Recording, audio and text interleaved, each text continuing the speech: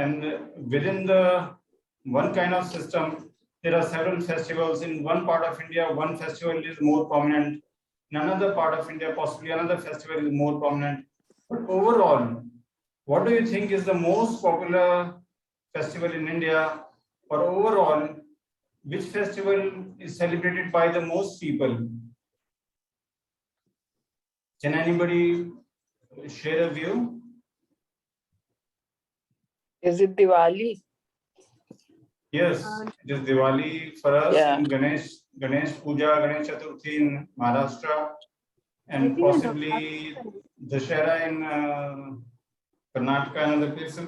But overall, Diwali is celebrated the most by, if you look at the number of people, most people call Diwali as the main festival.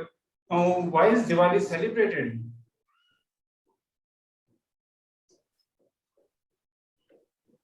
We look at it as Narakasura Vadha. Yes, that is on maybe a day earlier or later. Yes, that's right. Krishnji did that. Yeah. So Narakasura Vadha is done, the Vadha was done by Krishnji. So, but we don't do any puja of Krishnji on Diwali night, Diwali day. Well, I have a not so nice thing, or what do I say? That happens to be my grandmom's annual ceremony. So Deepavali has never been celebrated fully in my house. So I'm not the right person to give the input or insight into that. Yeah. Anybody else would like to share why is that? What is why is it that we celebrate Diwali? One answer is Narakasura Vadha. That is true. What else could be a reason?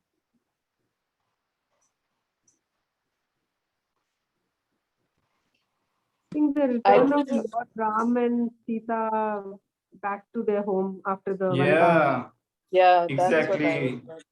Ram and Sita are welcomed back home, but we don't do any puja of Rama. What are the prayers do we do on Diwali? It depends upon different families, but can anybody share what are the typical aartis or prayers that you do on Diwali? I think Lakshmi Puja. Lakshmi Puja. Lakshmi Puja. Narakasura Vadha Krishnji, we don't do any puja for Krishnji. We welcome Rama and Sita after the victory, but we don't do any puja of Rama in Diwali. We pray to Lakshmi. On one hand, we are saying that Diwali is the most popular festival, common festival, and we are relating it to Krishna and Rama, but we don't do any puja of Krishna and Rama. We do typically Ganesh Puja, we do Lakshmi Puja. Because Diwali is the birth anniversary of Lakshmi, like Ram Navami is the birth anniversary Jayanti of Ramchandra ji. Gokulashtami or Krishna Janmashtami is the anniversary for Krishna ji. Diwali is anniversary from Lakshmi. How many people know that it is the birth anniversary of Lakshmi ji? Oh. I didn't know that. Yeah. So that is a bit of a problem. I have a view on this. I don't want to go into that. We are not told about this. We do the right things, but we should know the reasons also. We do Lakshmi Puja, fair enough. And we do Lakshmi Puja, when we do Lakshmi Puja, in most cases, she is independently in a frame, not as the spouse or consort of Vishnu. Lakshmi Puja is prayed, there are independent, like we do Lakshmi Puja, so in a photo frame, we have only Lakshmi Ji's photos there. I mean, and visual is there. There is a Ram Darbar, Ram Lakshman, Sita, we put that image also, Ganeshji's image also, and Saraswati image also. But when we pray to Lakshmi Ji, we pray to her in her independent capacity. It is her birthday we all celebrate, known as Diwali. We'll keep this view in mind and proceed further. Bless you. So Kamalatmika, if you look at the etymology, Kamalatmika is made up of the word Kamal and Atmika. So put together, it means embodiment with lotus or she who is of lotus. In the short form, we call Kamalatmika Mahavidya as Kamala. And Kamala is one of the most popular names in India. Another name for Kamala is Lakshmi, which is also very popular. Does anybody's parents or child is named as Lakshmi or Kamala? Kamala? I have a cousin Kamala. Yeah. My aunt is named Kamala. Mm. Anybody else? Relation is named Kamala or Lakshmi?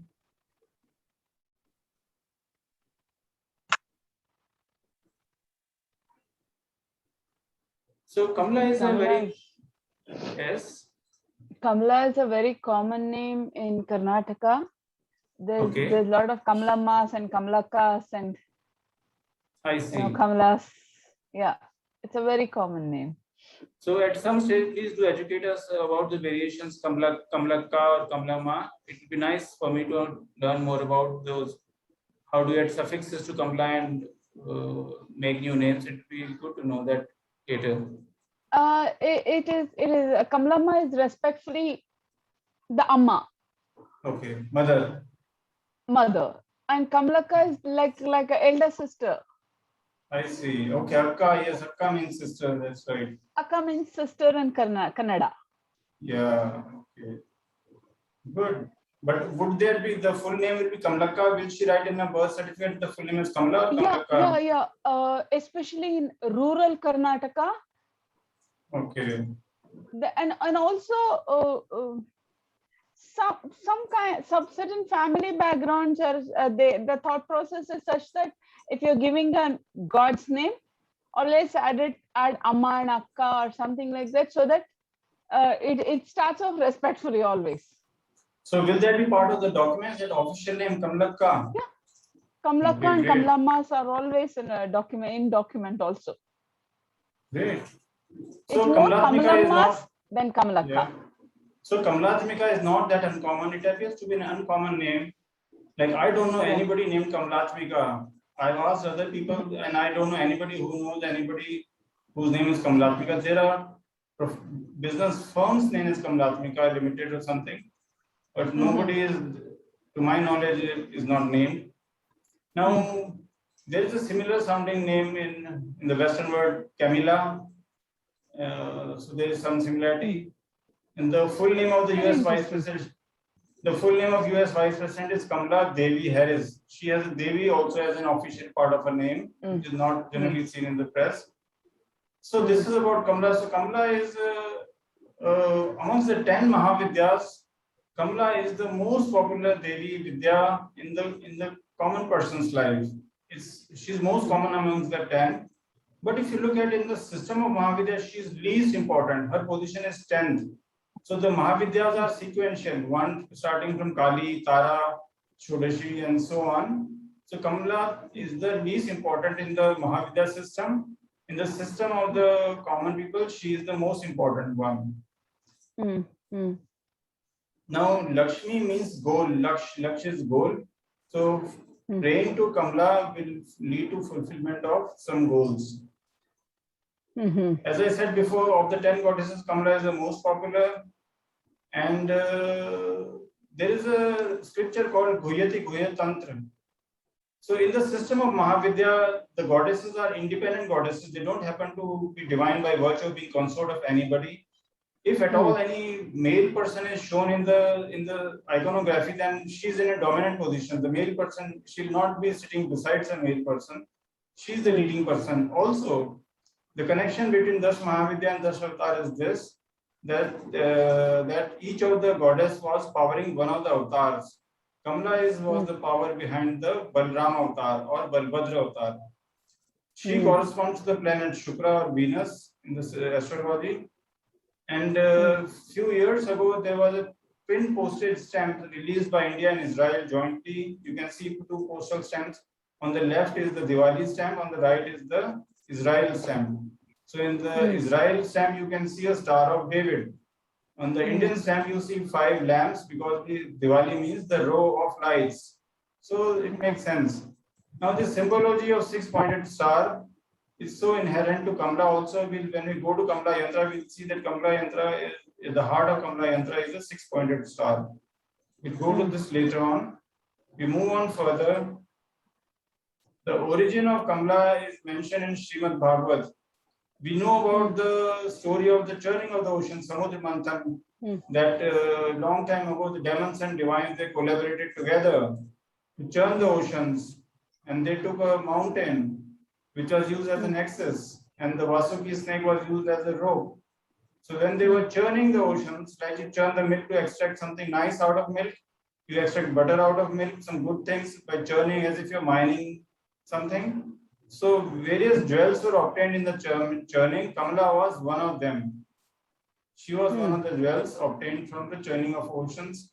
There is a similar story, a mythology in the Nordic world known as Norse Poetic Edda. You can Google it. That also talks about a similar story of churning of oceans using a snake. Lakshmi has also 8 manifestations known as Ashtalakshmi. These are 8 of them. And Adi Lakshmi, Dhan Lakshmi, Veera Lakshmi, Gaja Lakshmi, Sanatan Lakshmi, Vidya Lakshmi, Santana Lakshmi. Santana Lakshmi she is.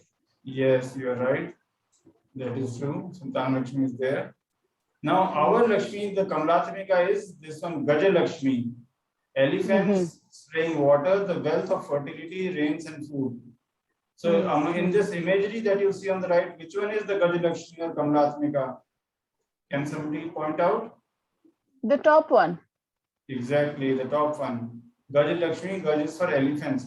Now, well, actually, the Kamalaatmika will connote to Lakshmi in general and to all of the 8 Lakshmis also, 8 manifestations, but specifically, if you were to say, the imagery that comes to mind for Kamalaatmika is the Gaj Lakshmi, elephants. We'll come to the last slide later on, so at the end of the presentation. We go on to the next presentation.